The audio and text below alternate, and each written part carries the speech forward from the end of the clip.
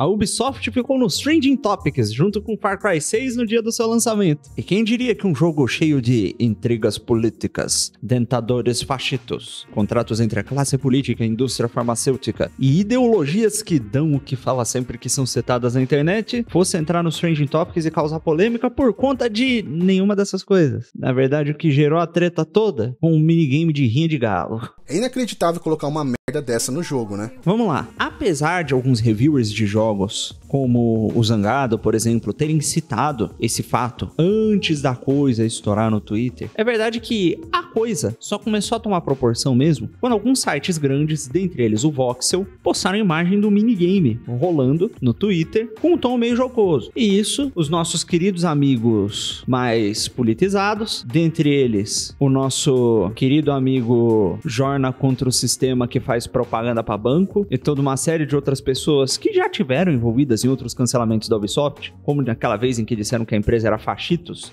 por conta da abertura de um jogo de celular, caso que eu já cobri aqui nesse vídeo que tá no card. E bom, segundo essas próprias pessoas, em especial o nosso amigo revolucionário, amigo de banqueiro, isso é, entre aspas, um puta troço de mau gosto, e é um absurdo que veículos de mídia postem isso em rede social como se fosse algo legal. Porque isso é crime, e especialmente no Brasil, já tem muito tempo. Em resposta, teve um rapaz que disse que não entendia porque isso seria polêmico, até porque existem outras coisas criminosas dentro do jogo, como assassinato de pessoas, e nem o assassinato, nem a rinha de galo é algo que é defendido ou promovido como legal pelo jogo. E em resposta, o nosso amigo Rick disse que este tipo de argumento poderia ser usado para literalmente defender a criação de um simulador daquele negócio que streamer de barba rosa e cabelo azul gosta de fazer. Teve gente que, em luz disso, disse que depois só vai jogar o jogo para ver o quão problemático ele é. Sim, até porque com tanta intriga política e tanta coisa polêmica sondando o jogo, eu imagino que a rinha de galo seja realmente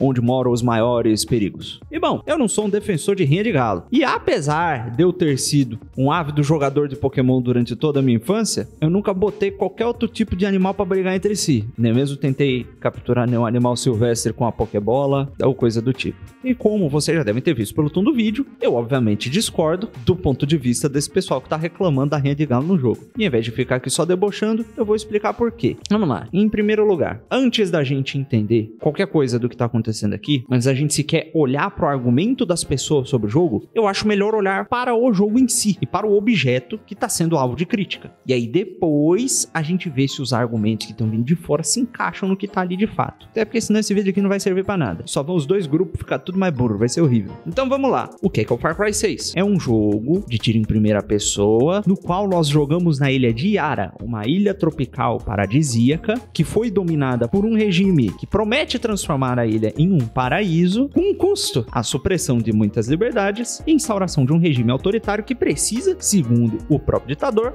ordenar as coisas para que elas se desenrolem bem. E você está no papel de um personagem que participa de uma guerrilha que conspira para derrubar este governo por quase quaisquer meios que sejam necessários, inclusive utilizando-se da violência. Todo o visual do jogo, o fato da ilha ser uma ilha latina, que bebe muito da cultura latina, hispânica, e todo o visual da ilha e o contexto é bem inspirado em Cuba. E até alguns dos funcionários que trabalharam tanto no roteiro como na produção do jogo são pessoas latinas que viveram ou conviveram com parentes que viveram a Revolução Cubana e que têm opiniões muito diferentes a respeito dela. E certamente tiveram muitas daquelas discussões na mesa de jantar a respeito disso. Falando assim, parece que esse é um jogo sério, histórico e ultra realista, com diversas críticas políticas. Mas não, tem um elemento faltante. Esse jogo é o Far Cry. Existe um monte de galhofa, existe arma que atira CD do Macarena. E todo esse background mais sério serve mesmo mais como um plano de fundo. Apesar de ainda estar presente e ter certa importância. E bom, para trazer um certo nível de autenticidade, para você conseguir acreditar no que você tá jogando, pelo menos enquanto você tá jogando, e não ser pego de surpresa por alguma coisa que soe muito estranha e fora de lugar, seria necessário um esforço para que não só o cenário parecesse autêntico, como os personagens também e alguns dos elementos de gameplay também parecessem. É da natureza de jogos de mundo aberto também ter diversas atividades extras e minigames dos quais você pode participar. E é da cultura hispânica e latina, quer você ache isso certo ou errado, é uma coisa muito comum promover eventos de lutas de galo. Existem certos países, por exemplo, em que a coisa não é clandestina. Ela é legalizada, inclusive feita em ringues com refletores e é um puta de um espetáculo. E em Cuba, especialmente, mesmo depois da Revolução, de um regime que muitos desses nossos amigos revolucionários que fazem propaganda para banco costumam apoiar, as rinhas de galo eram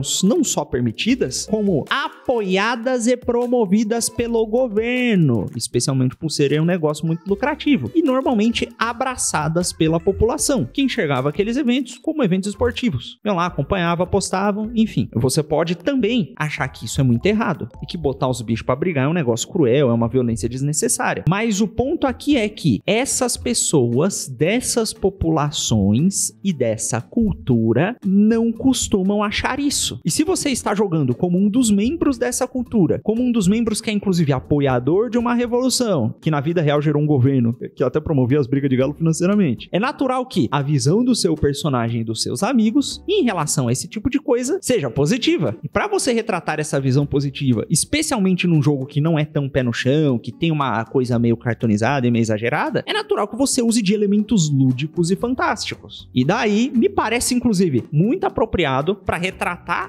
para passar essa visão dessas pessoas a respeito desse tipo de evento, que a coisa seja retratada como uma luta incrível, com oponentes galos e com todo o visual de jogo de luta e etc, etc, etc. Porque, apesar da coisa não ser assim na vida real e ser muito mais sangrenta e muito mais feia, é exatamente assim que essas pessoas enxergam essas coisas. Que esses latinos, esses hispânicos, essas minorias étnicas enxergam essas coisas. O que é naturalmente uma visão muito diferente do que a que eu e você recebemos durante toda a nossa vida. Até porque a gente cresceu assistindo, por exemplo, filme ocidental de propaganda, de animação, cheio de animais antropomórficos que agiam que nem humanos, que muitas vezes eram falantes. Muitos de nós também temos mais de 40 anos, muitos bichos e poucos filhos, e é natural que a gente tenha uma outra visão completamente diferente acerca dos animais do que essas pessoas têm. Então, do ponto de vista de retratar uma cultura como ela realmente é, isso aqui faz muito sentido. Do mesmo jeito, por exemplo, em jogos da mesma empresa, como Assassin's Creed Valhalla, você joga com vikings. Os vikings têm uma série de atividades culturais muito características entre si, que foram retratadas dentro do jogo, e eles tinham um péssimo hábito de invadir países cristãos, e não só matar as pessoas, como atear fogo em igrejas. Isso foi retratado dentro do jogo. Eu imagino que você também pense que atear fogo em igrejas é um negócio muito problemático, mas eu não conheço nenhum amigo cristão que jogou esse jogo, se converteu ao paganismo e acendeu um fogaréu na sua paróquia local. Do mesmo jeito, se você fizesse, por exemplo, um Assassin's Creed, no qual você joga com um assassino árabe que está conquistando a África, provavelmente seria admissível também que a retratação do que os árabes faziam com os terreiros de certas tradições africanas não fosse um negócio visto com maus olhos. Até porque no jogo dos vikings fizeram a mesma coisa. O que muda é a religião que está sendo virtualmente atacada por personagens virtuais em ações que representam ações históricas. Até porque são só representações e não a vilipendiação de uma igreja de verdade ou de uma imagem real de Cristo. É tipo aquele filme do Mel Gibson